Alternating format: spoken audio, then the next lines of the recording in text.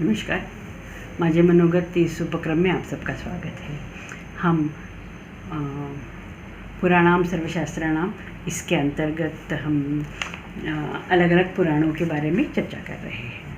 अभी हम जो भविष्य पुराण है इसके बारे में बात कर रहे हैं और पिछले क्लास में हमने इसके जो विभाग है उसको पर्व नाम दिया है और जो उसका दूसरा विभाग है वो मध्यम पर्व है, उसके बारे में हमने चर्चा की।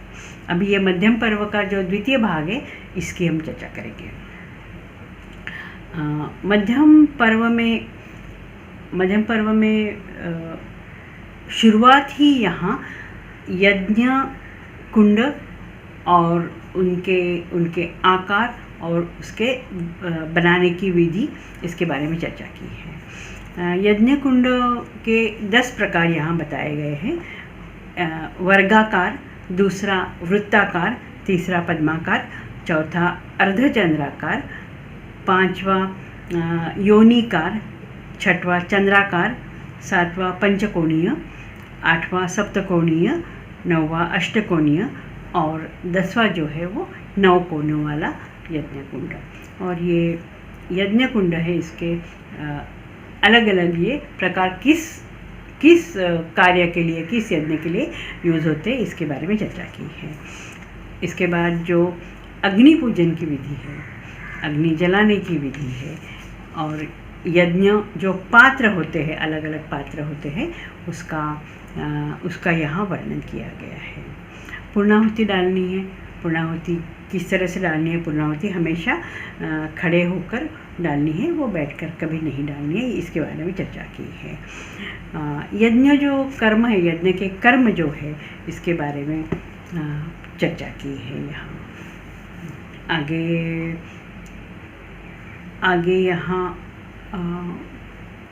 यज्ञ कर्म में जो कलश स्थापना होती है, वो कलश स्थापना कैसी करनी है, उसमें क्या क्या सामग्री डालनी है, इसका बहुत सारा वर्णन किया गया है। आगे इसमें जो कल्प की बात आती है, यहाँ जो मास है, मास मतलब महीने हैं, इसकी चर्चा की है। चांद्र मास, वो इसमें जो 4 मास होते हैं, मास मतलब महीना जो है कहाँ शुरू होता है और कहाँ समाप्त होता है, इसके बारे में यहाँ चर्चा की है। एक पहला है जो है वो चांद्र मास, जो शुक्ल पक्षीय प्रतिपदा उससे लेकर अमावस तक जो एक महीना होता है उसको चांद्रमास कहते हैं। इसका मतलब अमावस के बाद पहला दिन और उसके बाद में अमावस तक उसको चांद्रमास कहते हैं। दूसरा है सौर मास, और सूर्य के संबंधित ही ये पूरा इसकी चर्चा की है, इसके लिए सौर मास है। यहाँ सूर्य जब एक राशि से दूसरी राशि में संक्रमण करता है, तो जब वो एक महीना एक राशि में रहता है उसको सौर मास कहते हैं। तीसरा जो है नक्षत्र मास, ये अश्विन नक्षत्र से लेकर रेवती नक्षत्र तक जो एक महीना होता है उसको नक्षत्र मास कहते हैं। सावन मास पूरे 30 दिन का या किसी तिथि को लेकर अगले 30 दिन की जो तिथि आती है, वो जो एक मास होता है, एक महीना होता है, उसको सावन मास कहते हैं। थोड़ा सा हम खगोल का और नक्षत्र का और सौर या सौर की कलाएँ, चंद्र की कलाएँ, इनका थोड़ा सा भी अभ्यास करेंगे तो ये समझने के लिए बहुत आसान है, बहुत इंटरेस्टिंग भी है। नक्षत्र 27 नक्षत्र होते हैं, 27 नक्षत्र होते हैं। इसकी गति थोड़ा हम बहुत ज़्यादा डिटेल में तो नहीं करेंगे, लेकिन थोड़ा सा बर्ड व्यू भी देखेंगे तो हमें ये समझने में और बहुत इंटरेस्टिंग होता है ये मास के बारे में। उसके बाद में यहाँ मध्यम पर्व के द्वितीय भाग में विवाह संस्कार, यज्ञ, व्रत, स्नान, ये सत्कर्म कौन से मास में करना चाहिए, इसके बारे में पूरी चर्चा की है। जो अभी अधिक मास जिसको कहते हैं, पुरुषोत्तम मास कहते हैं, वो मलमास या मलमास भी कहते हैं, वो हमारे यहाँ 3 साल में आता है। तो वो किस तरह से आता है, कब आता है और वो कौन से महीने में आता है, इसकी भी यहाँ चर्चा की है। यहाँ बिल्कुल पुरुषोत्तम मास का बहुत सिंपल वर्णन किया है कि सूर्य और चंद्रमा दोनों मिलकर तिथियों का योग करते हैं, और जिस मास में पूर्णिमा का योग न हो, 30 दिनों में संक्रमण न हो, वह मलमास, अधिक मास या पुरुषोत्तम मास कहलाता है। बहुत ये जो ग्रह नक्षत्रों की जो बात है वो बहुत इंटरेस्टिंग है। ये आगे जो पूर्णिमा जो होती है, अलग अलग पूर्णिमा है, अलग अलग तिथियां हैं। इसमें जो 12 महीने की 12 जो पूर्णिमा होती है उसके बारे में यहाँ चर्चा की है, और किस मास में किस पूर्णिमा में किस तरह से कर्म करने चाहिए, इसके बारे में भी यहाँ चर्चा की है। यहाँ प्रत्येक मास की जो पूर्णिमा होती है, वहाँ उसके जो नक्षत्र है उसके ऊपर उसका नाम रखा गया है। जो अलग अलग पूर्णिमा में जो है, अलग अलग पूर्णिमा में अलग अलग जो व्रत करने हैं, वहाँ इसका वर्णन यहाँ किया गया है। यहाँ जो मध्यम पर्व होता है उसका जो द्वितीय भाग है वो समाप्त होता है। अब जो मध्यम पर्व का तृतीय भाग है उसमें जैसे पहले भी बताया, वृक्ष लगाना है, उद्यान लगाना है, भूमि को समतल करना है, पुष्करणी मतलब जो कुएं है उसको कुएं जो है उसको खोदना है, और पानी का स्रोत जो है वो सबके लिए उपलब्ध कराना है। इसके बारे में यहाँ चर्चा की है। यहाँ और यहाँ जो सूर्य और जल, इनका जो संबंध है, इसके बारे में भी बताया गया है।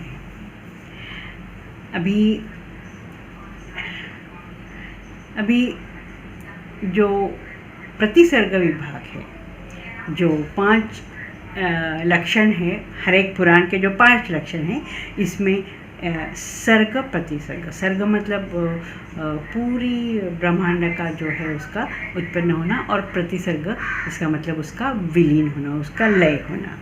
यहाँ प्रतिसर्ग के बारे में चर्चा की है।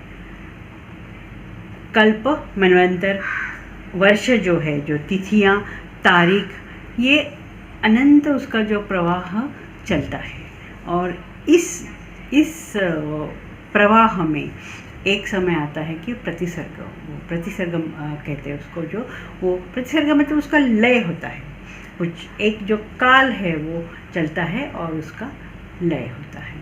तो ये प्रतिसर्ग के बारे में यहाँ बताया गया है। इसमें और यहाँ ये जो मध्यम पर्व है जो वहाँ समाप्त होता है, उसका आगे का जो पर्व है वो आगे का पर्व जो है उसका नाम ही प्रतिसर्ग पर्व है। इसका थोड़ी सी झलक उन्होंने मध्यम पर्व में बताई है, और उसके बाद में ये पूरा प्रतिसर्ग पर्व जो है वो प्रतिसर्ग मतलब जो लय है, जो काल का विलीन होने का जो समय है, उसके बारे में चर्चा की है। यहाँ कहा है कि प्रतिसर्ग जो है हर दिन भी प्रतिसर्ग होता है। दिन निकलता है, सूर्य के बारे में है ये, तो सूर्य उदित होता है, उसके बाद में वो अपने चरम सीमा पे होता है और उसके बाद में वो अस्त होता है। तो ये प्रतिसर्ग है, ये रोज़ का प्रतिसर्ग है, एवरी डे प्रतिसर्ग होता है। और ये प्रतिसर्ग जो है वो रोज़ होता है, बाद में वो एक 12 साल के बाद होता है, बाद में 100 साल के सहस्र साल के बाद होता है, और बाद में एक समय ऐसे आएगा कि पूरा जो ये पृथ्वी जो है, पृथ्वी ब्रह्मांड पूरा उसका प्रतिसर्ग होगा। प्रतिसर्ग का एक उन्होंने जो वंश का वर्णन किया है, प्रतिसर्ग और वंश का वर्णन किया है। वंश मतलब जो राजा है उनका वर्णन किया है, और उन राजाओं का जो वंश है उनको प्रतिसर्ग के साथ जोड़ा है। कितना भी पराक्रमी राजा हो, कितना भी अमीर राजा हो, कितना भी बलवान राजा हो, उसका प्रतिसर्ग, उसका विलीन होना, लय होना ही होना है उसमें। तो यहाँ जो वंश के बारे में यहाँ चर्चा की है। यहाँ राजा विक्रम राजा के बारे में, यहाँ उसका राजवंश के बारे में चर्चा की है। और यहाँ मगध का राजा जो है राजा नंद, और बाकी जो मगध के राजा है उनके बारे में चर्चा की है। और उसके बाद में जो कलिकाल आने में, भविष्य पुराण है तो कलिकाल आने वाला है, वो कलिकाल का जो कलिकाल आता है तो वो कलिकाल के बारे में थोड़ा सा उल्लेख करके ये जो प्रतिसर्ग जो है वो समाप्त होता है। आगे यहाँ एक जो हम भविष्य पुराण में एक पर्टिकुलर बात जो की है, वो शायद भविष्य पुराण में दी है, वो अभी भी वो व्रत और वो पूजा जो है वो अभी भी हम लोग करते हैं। और वो पूजा है, वो जो व्रत है वो सत्यनारायण का व्रत है। एक बार हम जब सत्यनारायण करते हैं, और सत्यनारायण का जो वो व्रत है और उनकी कथा है, वो अभी भी आज भी उसको करते हैं। ये जो कथा आती है ये 23वें अध्याय में आती है, और 23 से लेके 29 अध्याय तक ये कथा चलती है। ये बहुत लोकप्रिय है और पुण्यकारक है, मंगलकारी भी है। तो इसके लिए यहाँ ये उसका बहुत वर्णन यहाँ किया गया है। बहुत ही सुंदर शब्दों में परमेश्वर रूप जो विष्णु रूप है उनकी पूजा है। ये सत्यनारायण वो उनके ही एक रूप है। कथा का जो प्रारंभ होता है वो होता है कि एक बार नैमिषारण्य, हम ये सुनेंगे तो हमें पूरी वो सत्यनारायण की कथा जो हम बचपन से सुनते आ रहे हैं वो हमको याद आएगी। नैमिषारण्य में एक बार व्यास जी कहते हैं कि शौनक ऋषि जो है वो बैठे थे, और वहाँ जो ऋषि है, जो ऋषि सूत है, वो सूत ऋषि उन्होंने ये प्रश्न पूछा। वो सूत जी ने ये प्रश्न पूछा कि इस युग में, ये कली युग में कौन सी एक पूजा है जो कि पूजनीय है, सेवनीय है, और हमारे जो पूरे मनोरथ है वो पूरे करने वाली है। तो सूत जी बहुत ही श्रद्धा के साथ पूछते हैं, और वो सब ऋषि मिलके सत्यनारायण भगवान का जो प्रार्थना करते हैं। ये प्रार्थना भी बहुत सुंदर है। भविष्य पुराण में ये प्रतिसर्ग पर्व के बाद का जो पर्व है, वहाँ दूसरे अध्याय में 24वां ये श्लोक है। नवाम्बजो नेत्रं रमाकेलिपात्रं चतुर्बाहुचामीकरं चारुगात्रं जगत्त्राणहेतु रिपौ धूम्रकेतुं सदा सत्यनारायणं स्नौनी देवम। इसका अर्थ है कि पूर्ण प्रस्फुटित, प्रफुल्लित, नवीन कमल के समान नेत्र वाले, भगवती लक्ष्मी के साथ क्रीड़ा करने वाले, चतुर्भुज रूप, स्वर्ण की कांति के सदृश चारों शरीर वाले, जगत की रक्षा करने वाले, शत्रुओं के लिए धूमकेतु स्वरूप भगवान श्री सत्यनारायण की मैं स्तुति करता हूँ। उसके बाद उसकी विधि बताई गई है। शुद्ध और पवित्र होकर हाथ में तुलसी के मंजीरी लेकर भगवान विष्णु का ध्यान करना है और भगवान का पूजन करना है। भगवान शालिग्राम को पुरुष सूक्तम द्वारा पंचामृत स्नान से अभिषेक करना चाहिए और उसके बाद में ये मंत्र का उच्चारण करके पूरा सत्यनारायण की पूजा जो है वो करनी चाहिए। ये जो सत्यनारायण का जो शुरू का जो श्लोक है वो यहाँ दिया गया है। नमो भगवते नित्यं सत्यदेवाय धीमहि चतुर्पदार्थदात्रे च नमस्तुभ्यं नमो नमः। सत्यनारायण की पूजा की इस तरह से शुरुआत करते वो कथा सुननी चाहिए। तो यहाँ शतानंद ब्राह्मण की कथा है। उसके बाद में राजा चंद्रचूड़ का आख्यान है। चौथे अध्याय में वो जो लकड़हारे की प्रसिद्ध कथा है, जिसका जो जहाज़ जो है उसका पानी में डूब गया था। इसके बाद में साधुवाणी की कथा है। उनके जो दामाद है और उन्होंने किस तरह से राजा ने उनको शिक्षा दी, ये सब कथा हम सुनते आ रहे हैं, बचपन में सुनते आ रहे हैं, लेकिन हमें अभी तक पता नहीं होता है कि ये भविष्य पुराण से है। उसके बाद में लीलावती और कलावती, ये तो हमको जाने पहचाने नाम है। उनकी कथा यहाँ छठे अध्याय में है और उनके द्वारा ये व्रत का जो है पारायण उद्यापन करने के साथ ये कथा विश्राम लेती है।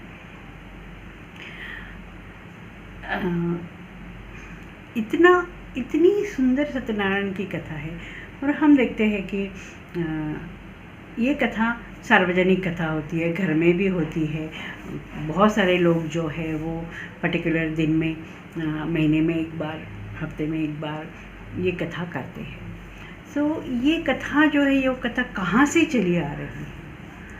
सो ये जो लिंक है जो वहाँ से भविष्य पुराण से चलते आ रही है, अभी तक चल रही है ये। उसके बाद में भविष्य पुराण में जो दुर्गा सप्तशती के बारे में भी यहाँ बताया गया है। ये इसके बाद में जो आज का जो हम कहते हैं, आज का ये जो आज की दुनिया जो, आज का भारत जो है, आज का जो जगत जो है, इसके बारे में भविष्य पुराण है। ऑफ कोर्स इसके लिए भविष्य में जो हुआ है उसमें उसको थोड़ा सा इसकी झलक यहाँ बताई गई है। किस तरह से आगे कौन से राजा का राज्य आएगा, इस राजा का उल्लेख भी यहाँ किया गया है। बहुत ही सुंदर रीति से यहाँ ये सब बताया है। उसके बाद में ये जो पर्व जो है वो पर्व यहाँ समाप्त होता है। आगे का जो पर्व है वो उत्तर पर्व है। उत्तर पर्व में नारद और विष्णु, इनकी कथा है। जो नारद जो है वो विष्णु जी की माया से मोहित हो जाते हैं और उसके बाद में वो वहाँ यहाँ दिया गया कि नारद शादी करना चाहते हैं और वो बहुत सारे वो मोह माया में फंस जाते हैं। लेकिन विष्णु जी है उनको बाद में उनको बताते कि ये सब ये मेरी माया थी, ये सब यहाँ सच कुछ नहीं था। तो नारद फिर से विष्णु भगवान के भक्त तो पहले थे ही है, उनकी भक्ति और बढ़ जाती है और वो चल पड़ते हैं। यहाँ आगे तीर्थों के बारे में बताया है। ये तीर्थों के बारे में हर एक जो जितने भी हमारे भविष्य पुराण हैं उसमें वो अलग तीर्थों के बारे में कहीं ना कहीं उल्लेख आता ही है यहाँ। तो यहाँ तीर्थों के बारे में बताया गया है, कौन से तीर्थ में कौन से तीर्थ में कौन से तिथि को स्नान करना चाहिए, इसके बारे में बताया गया है। इसमें आगे उत्तर पर्व में जो कुछ व्रत के बारे में भी बताया गया है। उसमें एक जो व्रत, उसका नाम तो हमने सुना है लेकिन अभी आजकल किसी को समय नहीं है, इसके लिए वो व्रत नहीं करते हैं। इसके लिए वो व्रत है जो वो कोकिला व्रत है। शायद हमने भी, लेकिन हमारे पिछले जनरेशन में हमारी माँ और या हमारे उस जनरेशन के लोगों ने, लेडीज़ ने, स्पेशली स्त्रियों ने, ये कोकिला व्रत स्त्रियों ने करना है, तो वो व्रत किया है और हमने शायद सुना है।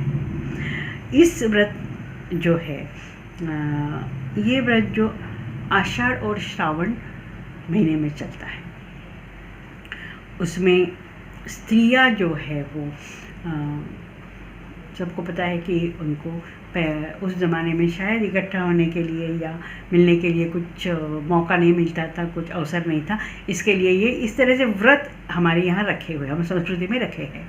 तो सब स्त्रियाँ मिलके जो आम का वृक्ष है उसके ऊपर एक कोकिला है, उसका कोकिला कोयल जो है उसका पूजन करती है और ये पूरा इकट्ठा मिलके सब करती है। सो ये व्रत का, तो ये कोकिला व्रत का विस्तार से वर्णन और किस तरह से उसकी विधि और विधान उत्तर पर्व में दिया हुआ है। और बाकी विभिन्न प्रकार के जो व्रत हैं उसका भी वर्णन यहाँ किया गया है। उसमें वो पिपलाद ऋषि थे, वो पिपलाद व्रत की कथा यहाँ आती है। और आगे चल के जो यहाँ नारद जी की जो विभिन्न कथा है, वो कथाओं का वर्णन यहाँ आता है। यहाँ जो ज्योतिष और खगोल शास्त्र, इसका भी वर्णन यहाँ आता है यही। और यहाँ कुछ व्रत के बारे में बोल के यहाँ ये जो पुराण है, ये भविष्य पुराण है, ये पूरा यहाँ समाप्त होता है। अलग अलग पुराणों में अलग अलग प्रकार की जो कथाएं हैं वो आती है। तो यहाँ काफ़ी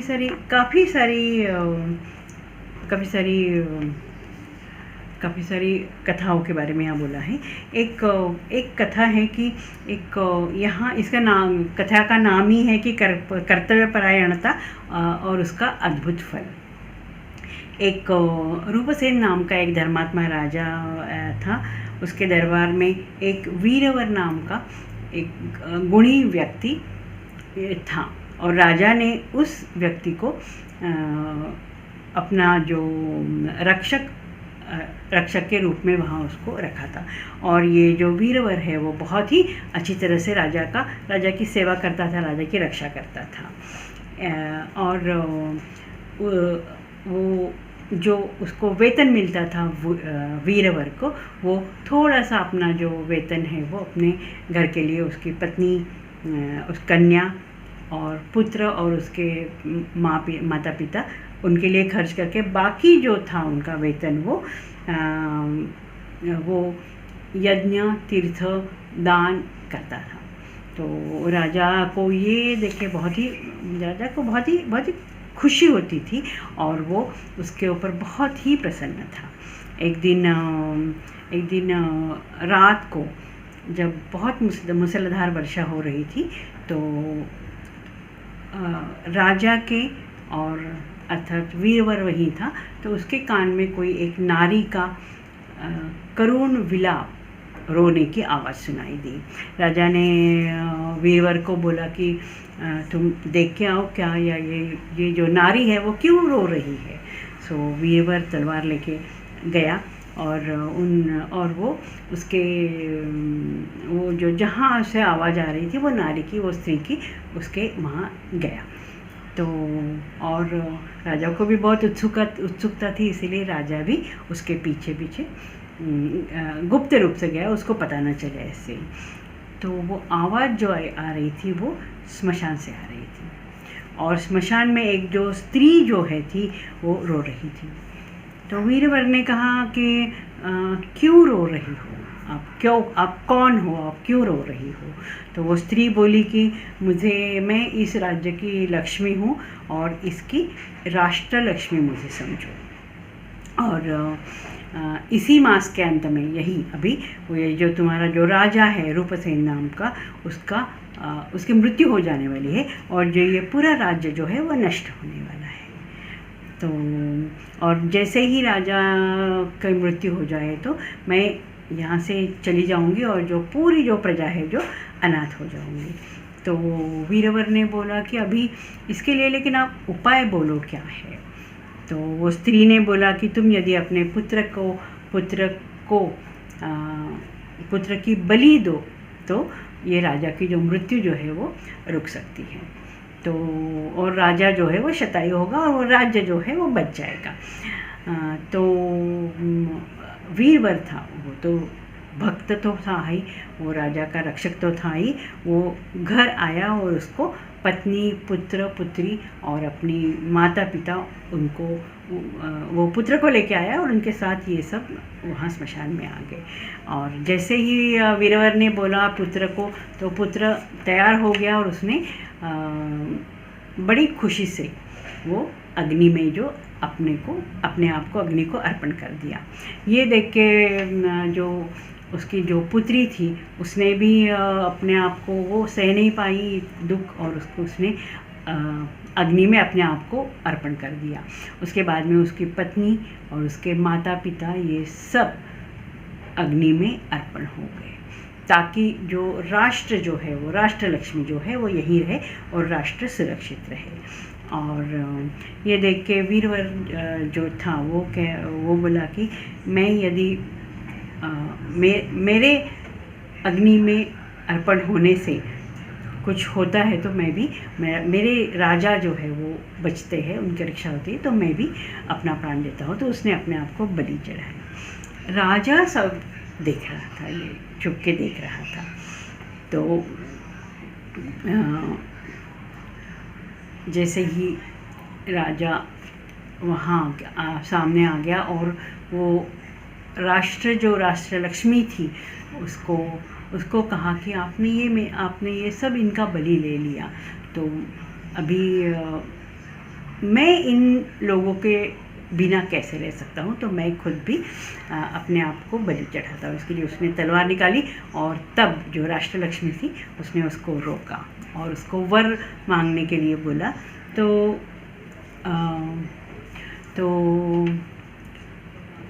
लक्ष्मी बोली कि तुमको जो वर है वो मांगो।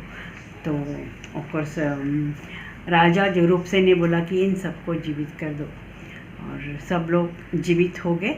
और वीरवर जो है अपने सब लोगों को घर में छोड़ के वो वापस आ गया। रूपसेन अपने राजमहल में आया और बाद में वो वीरवर आया। तो रूपसेन ने पूछा कि क्या हुआ, वो स्त्री की आवाज़ आ रही थी, वो कौन थी। तो वीरवर की स्वामी भक्ति, वीरवर की जो कर्तव्य परायणता थी वो यहाँ दिखती है। उन्होंने बोला कि कोई नहीं, कोई एक स्त्री रो रही थी और मैंने उसको पूछा क्यों रो रहे हो, तो उसने बोला कि मैं रास्ता भटक गई हूँ, मेरे को घर नहीं दिखाई दे रहा है, इसके लिए उसको मैंने उसके घर पहुँचा दिया और वापस आ गया। ऐसा राजा, ऐसा रक्षक और ऐसे जो उसके उसके जो फैमिली मेम्बर्स थे, उसके कुटुंबीय थे, वो इनकी जो कथा है वो यही हमें कथा से क्या ले सकते हैं, इतना ही ले सकते हैं कि परोपकार, कर्तव्यपरायणता, दीन तथा अनाथ की सेवा, स्वामी भक्ति और परस्पर की रक्षा करना, परस्पर के प्राण की रक्षा करना, यही भावना जो है वो मानवीय भावना है। बहुत सुंदर पुराण है, बहुत सुंदर पुराण है। और इस कथा के साथ ये पुराण यही समाप्त होता है। हम लोग आज यही रुकते हैं और अगले क्लास में अगले पुराण के बारे में चर्चा करते हैं। नमस्कार।